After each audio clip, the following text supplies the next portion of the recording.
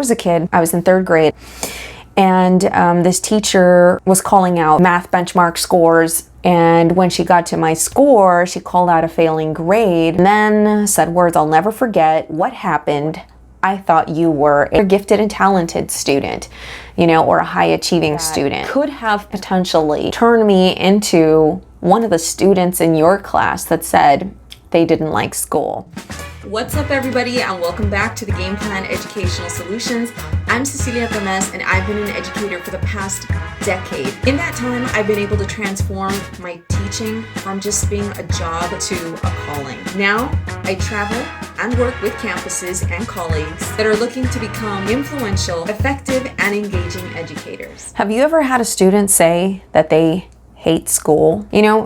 As educators, we understand that maybe school is not everybody's cup of tea, and we try to be really open-minded and not take things personally. But let's get real. The fact of the matter is that we can't help but feel like these statements are honestly an implication of our performance and our ability, or should I say our inability, to convince these students that, school is an amazing investment of their time and that they should be giddy with excitement to wake up and go to school every day at the crack of dawn. Unfortunately, it doesn't work that way. There's a lot of factors that can contribute to your student feeling like school's not a place for them, like school's a waste of their time, and like they don't belong there.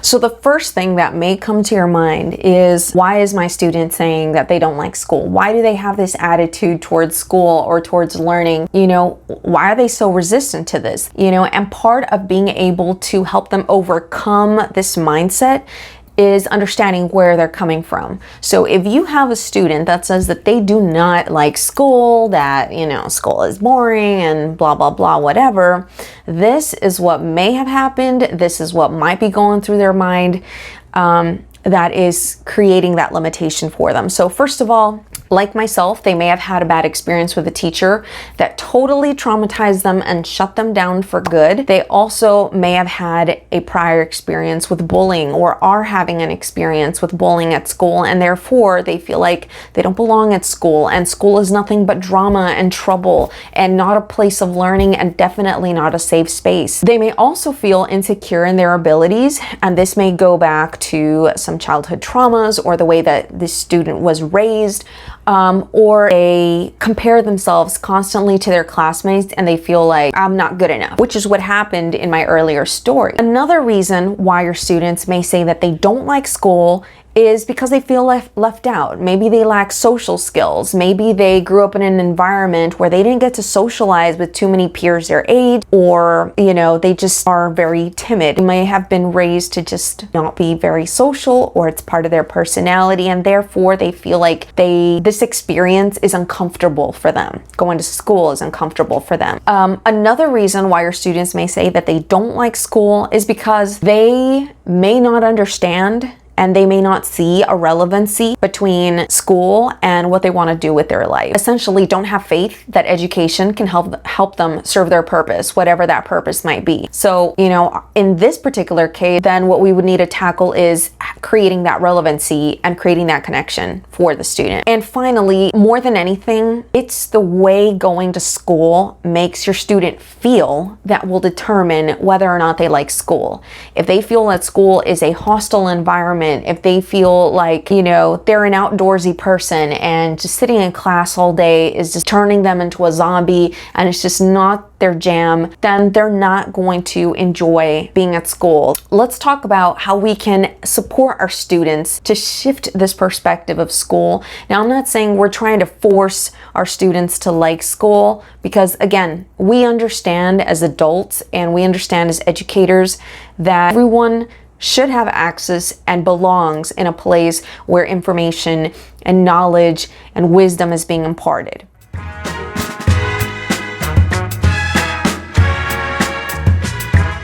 I want you to think of these following points.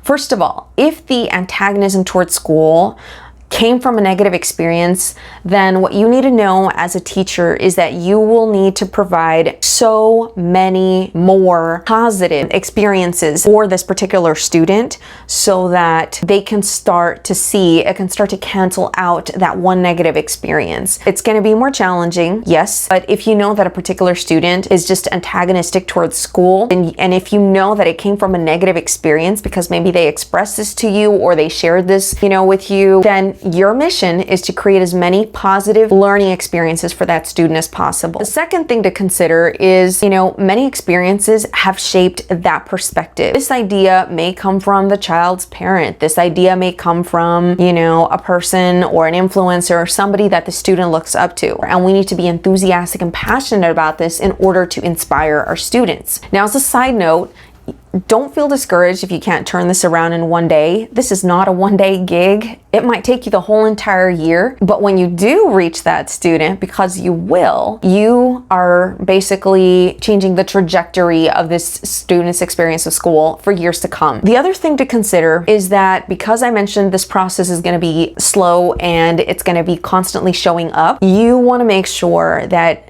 the student trusts you to the point where they trust your influence, your judgment, the value or the values that you are proposing, right? Which is a love for learning. The way that you can model this is by literally showing up as your best self every single day as best you can.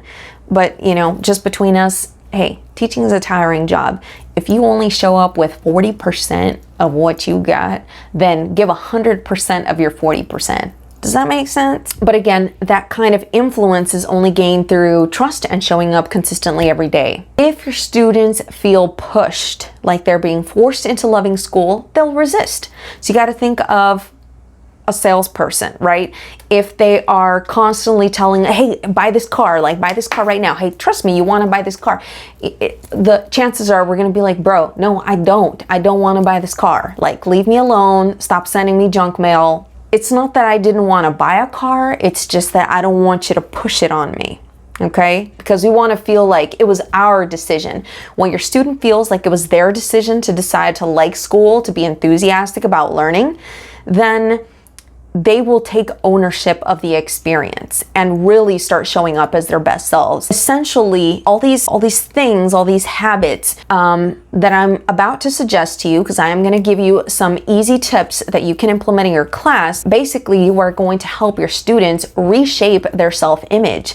Now, if you are subscribed to my channel, you know that last week I dropped an amazing video about helping your students reshape their self-image so that they can not only enjoy the learning process, but really start showing up for you at their fullest potential. And I'm going to go ahead and link that video up above and down below for you to check out once you're done watching this video. Okay, so I'm going to be sharing some tips that you can utilize in your classroom to inspire your students to really enjoy the learning experience and enjoy their time in school. We can can't force our students to like school, but we can influence our students' love of school by focusing on that which our students already naturally enjoy. So let's talk about friendships and camaraderie. So our students naturally gravitate, at least the huge percentage of our students like coming to school because their friends are here. If they're showing up for their friends, then we want to create opportunities for camaraderie, cooperative learning, where the students get to engage with their peers. You want to make sure that you focus on your class culture. Do you know what your students expect out of the classroom environment? Do you know how to create this environment? So asking our students and creating a class agreement is essential to getting insight about what would make our students feel happy, enthusiastic, engaged, and comfortable in our class. The second thing that makes students love school is having fun. Now, of course, this is obviously subjective, right? Because everyone has their own definition of fun. But for your class, I'm going to suggest that you make it a point to embed games and activities. And if you're interested in getting some games and activities that are easy to implement, that you know will work, I will be linking a video up above and down below about learning games and how you can implement them in your classroom, whether face-to-face or online. Also, you want to make sure that you create assignments that appeal to your students' strength. Why are we going to sway these assignments to be to our students' strength. Remember that we are trying to create self-confidence in our students so that they can be enthusiastic about the fact that they can get something right. Oftentimes at the beginning of the school year, I create a student survey, and this survey helps me get insight about my students' particular likes and tastes, and I see how I can embed some of their strengths into the class. The third thing that really gets students hyped up about coming to school is feeling loved and feeling smart, because everybody wants to feel those two things. I don't care who you are. So how do we project that? How do we get our class atmosphere and environment to project that to our class? As I mentioned earlier, y'all, your class culture is the foundation for everything. Two, another way to make your students feel loved and make them feel smart is thoughtfulness. Now, in my classroom, I had a practice where I would send students Happy Mail, and basically it was just a handwritten note explaining to my student why I was so proud of them, or something that I had noticed that they had done that was on fleek, that was awesome, and to write them a handwritten note, like, blew their mind. They felt so loved. I know it's time consuming to sit there and write little notes every so often. It's worth every minute of your time. In closing, I'd like to share a thought from motivational speakers Les Brown and Steve Harvey. And they have an anecdote that they both share, and they talk about how school's great and it's a great place to refine a gift that we're born with. Our mission is to help our students refine the gift that they're born with, their passion, their mission, their purpose. They will remember you as an influential teacher for the rest of their life. And that, y'all, is how you motivate your students. We influence our students to love school. If you found this helpful, please make sure that you like and subscribe and turn on that notification bell so you know exactly when the next video drops. As always, I hope you have an amazing day. Until next time, class dismissed.